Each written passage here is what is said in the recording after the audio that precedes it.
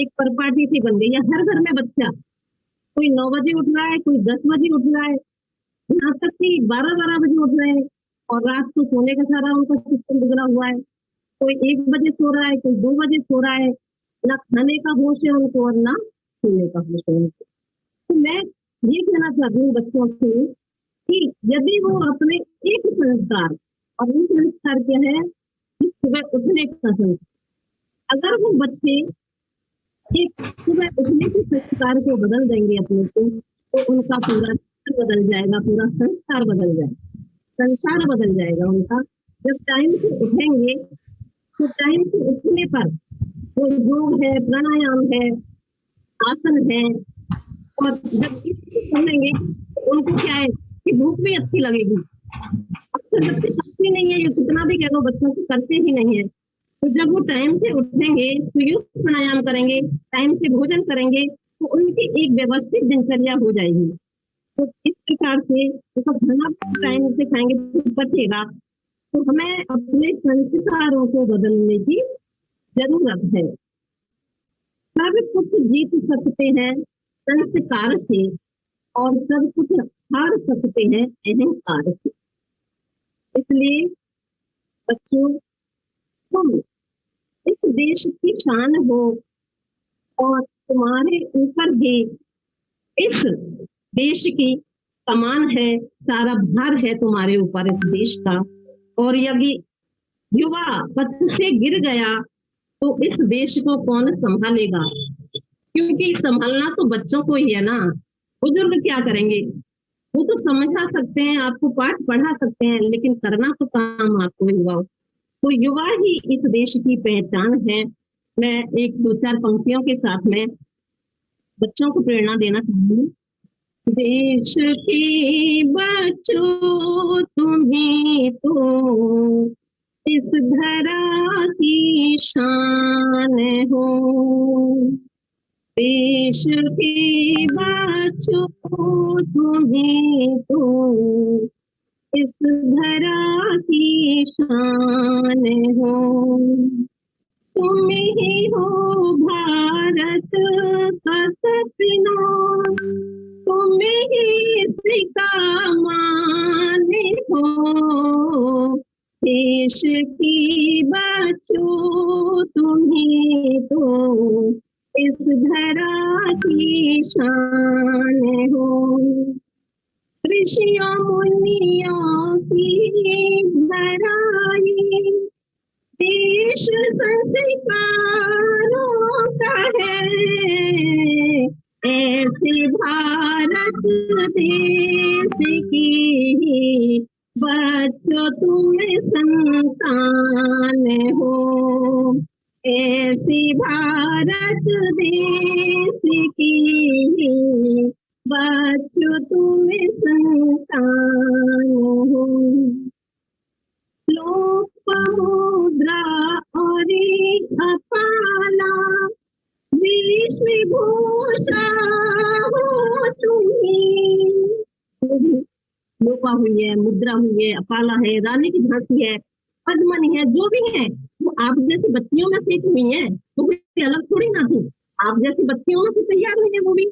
लोक मुद्रा और अपाला विश्व घोषा हो तुम्हें, रानी झांसी लक्ष्मी सीधी तुम ही तो बलवान हो, देश के बच्चों तुम्हें तो इस धरा की शान हो, कल्पना की उड़ान भरी के चांद तक पहुंची हो तुम, कल्पना की उड़ान भरी के चांद तक पहुंची हो तुम, अब नहीं अबला हो तुम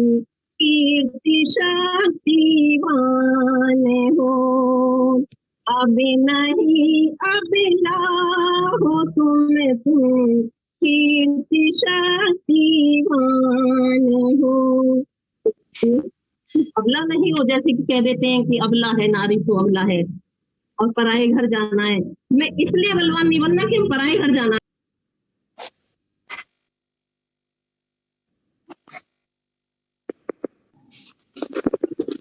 सुधा जी आपका म्यूट हो गया है, आगे अनम्यूट कर लीजिए।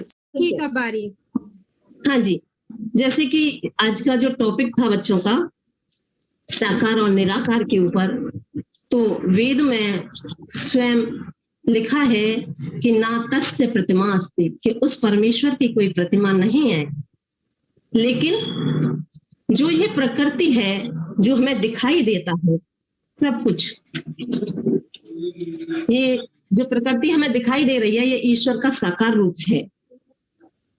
राम कृष्ण आदि जिनको कि अधिकतर लोग समझते हैं कि वो भगवान है या ईश्वर है, लेकिन मैं आपको बता दूं वो ईश्वर नहीं है, वो महान पुरुष हुए हैं हमारे। लेकिन सवाल उठता है कि ईश्वर है कौन, क्या है, वह साकार है या निराकार है। तो जो हमें ये संसार में रचना दिखाई दे रही है, तो रचना को देख करके रचयिता का ज्ञान होता है। जैसे मान लीजिए मेरे सामने एक पेन है, तो पेन को देख करके पता लगता है कि इसको बनाने वाला कोई है। माइक है, जब माइक दिख रहा है तो पता लगता है कि इसको कोई ना कोई बनाने वाला तो होगा।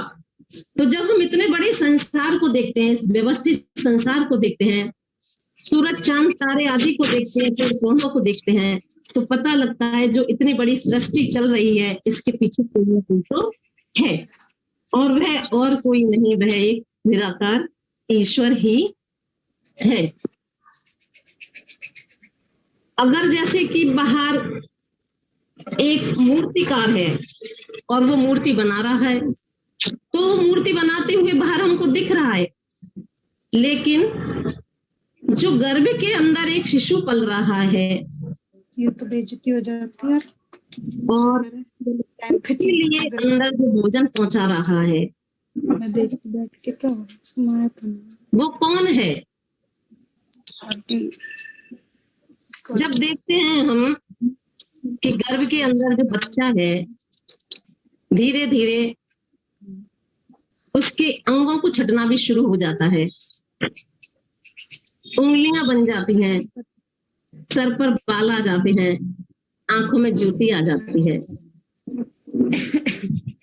और उसका जब जन्म नहीं होता है और उससे पहले स्तन में दूध आ जाता है, तो ये कौन है देने वाला, कहाँ से आ रहा है? फिर नजर जाती है उस निराकार परमेश्वर की तरफ कि ये वो और कोई नहीं, वो एक निराकार परमेश्वर ही है जो कि गर्भ के अंदर इस तरह की रचना को कर रहा है। तो मैं एक छोटे से गीत के द्वारा जिसमें कि आपको सबको पता लग जाएगा कि ईश्वर निराकार किस तरह से इस संसार को रचा रहा है। परम पिता परमेश्वर तूने किस भांति संसार रचा, स्वयं विधाता निराकार तूने जग कैसे साकार रचा। परम पिता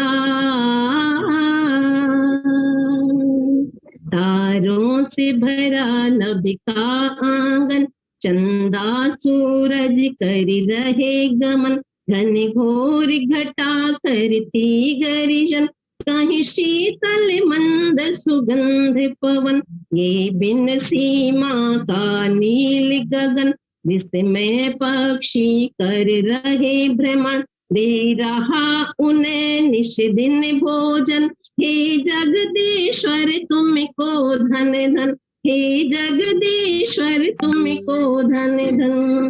कौन सी वस्तु की शक्ति से, कौन सी वस्तु की शक्ति से सब कुछ सर्वाधार रचा, स्वयं विधाता निराकार तूने जग कैसे साकार रचा। परम पिता कहीं ऊंचे पर्वत बने उपवन, कहीं गहरे सागर करे नमन, कहीं रेत के टीले औषधि वन, कहीं हीरे मोती लाल रतन, कहीं हीरे मोती लाल रतन, कहीं कांटों में खिल रहे सुमन, कहीं महक रहा शीतल चंदन, कहीं बोल रहे पक्षी गण है, कहीं भंवरों की प्यारी गुंजन, कहीं भंवरों की प्यारी गुंजन, कहीं डाले पर फूल खिली है, कहीं डाले पर फूल खिले और फूल के नीचे खार रचा, स्वयं विधाता निराकार, तूने जग कैसे साकार रचा, परम पिता। तो इस कहानी के द्वारा पता लग रहा है कि उस परमेश्वर ने सारी रचना को किस प्रकार से बना दिया। स्वयं दिखाई देता नहीं है लेकिन उसकी रचना दिखाई देती है। तो अंत में, शायद समय भी हो रहा है, काफी हो चुका है, अंत में मैं यही कहना चाहूंगी कि बच्चों, यदि आप अपने जीवन में ऊंचाइयों तक जाना चाहते हो, कुछ बनना चाहते हो, तो एक क्षण की भी कदर करना, और यदि धनवान बनना चाहते हो तो एक क्षण की भी कदर करना। क्योंकि यदि आप क्षण की कदर करेंगे, समय को व्यर्थ ना गवाएंगे, तो इस जीवन में बहुत कुछ बन जाओगे आप। और अगर क्षण की कदर करोगे आप, अक्सर की बच्चों में आदत होती है थाली में झूठा छोड़ने की। तो अगर मान लीजिए यहाँ पर 250 बच्चे भी मौजूद हैं और वो ये आदत से प्रण ले लें कि हम अपनी थाली में एक कण भी नहीं छोड़ेंगे, तो उस भोजन से कितने बच्चों का काम चलेगा।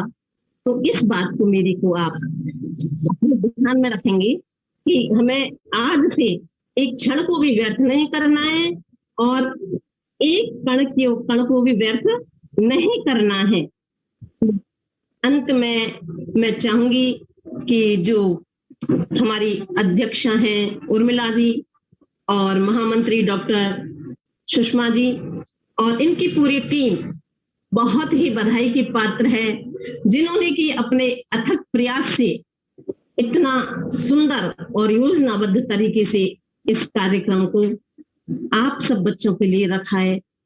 आप सोचिए, जब हम अपने घर में एक छोटा सा फंक्शन करते हैं तो उसमें कितने दिनों तक वो चलती रहती है, उसकी व्यवस्था के लिए अपन व्यवस्था बनाने में लगे रहते हैं। लेकिन इनको पूछो कि कितने दिनों से लग रही होंगी इस कार्यक्रम के लिए, पंपलेट तैयार करना और उसमें 4 दिन के लिए अलग अलग अध्यक्ष करना, अलग अलग मुख्य अतिथि बनाना, भजन के लिए कितना दिमाग लगाया होगा, कितना इन्होंने अपना समय लगाया होगा। और ये नहीं है कि सिर्फ उसी से पूरा हो गया, अभी भी ये रात में भी कितने देर तक जागती हैं और इस कार्यक्रम को योजना बनाने में लगी रहती हैं। तो मैं चाहूंगी कि यहाँ पर जो भी सब उपस्थित हैं, इन सबके लिए एक बार जोरदार तालियों से उनका अभिवादन करेंगे सभी। बहुत बहुत आपका धन्यवाद और बहुत बहुत समय देने के लिए आपका